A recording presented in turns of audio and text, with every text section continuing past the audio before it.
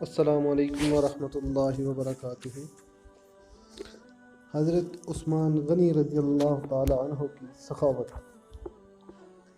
غزوہ تبوک پر سیدنا حضرت عثمان رضی اللہ تعالی عنہ نے مثالی قربانی کا ثبوت دیتے ہوئے 300 اونٹ ماہ ساز و سامان صدقہ فرمائی اور پھر 1000 اشرفیاں لے کر حضرت صلی اللہ علیہ وآلہ وسلم کی خدمت میں حاضر ہوئے اور انہیں آپ کی گود میں ڈال دیا۔ راوی کہتا ہے کہ وہ اشرفیاں حضرت محمد صلی اللہ علیہ وآلہ وسلم اپنے دست مبارک سے پلٹتے جاتے تھے اور یہ فرماتے جاتے تھے کہ آج کے بعد عثمان کچھ بھی کرتے رہے ان کا کچھ نہ بگڑے گا، مطلب کہ اس صدقے کی قبولیت کی برکت سے انہیں کامل خیر ایسی رہے گی۔ اور دوسرا واقعہ مدینہ منورہ میں واقع ہے۔ حضرت عثمان غنی رضی اللہ تعالیٰ عنہ نے شام کے علاقے سے 100 اونٹ غلہ منگایا۔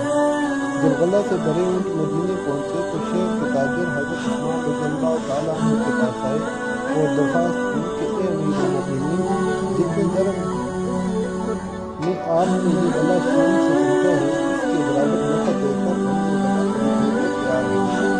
حضرت عثمان نے جواب دیا کہ اس سے زیادہ قیمت لگ چکی ہے۔ تو تاجر نے کہا اچھا 2 نفع پر دے دیجیے۔ حضرت نے پھر فرمایا کہ اس سے بھی زیادہ کا بھاؤ لگ چکا ہے۔ تاجر بھی نفع بڑھاتے رہے یہاں تک کہ 5 گنا تک نفع پر آ گئے اور حضرت عثمان رضی اللہ تعالیٰ عنہ پھر بھی تیار نہ ہوئے اور یہی فرماتے رہے کہ اس کی زیادہ قیمت لگ چکی ہے۔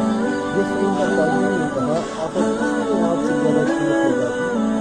مدینہ کے تاجر نے ہوئی حضرت عثمان رضی اللہ تعالیٰ عنہ نے فرمایا کہ اللہ تعالیٰ نے 10 گنا عطا کرنے کا فیصلہ فرمایا ہے، تو کیا تم لوگ اتنا یا اس سے زیادہ دینے پر راضی ہو؟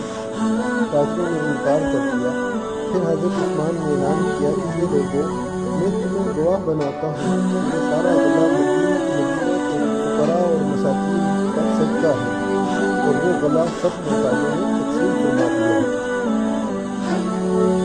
اسی طرح کے اسلامی واقعات کی ویڈیو دیکھنے کے لیے چینل کو سبسکرائب، لائک اور شیئر لازمی کیجیے۔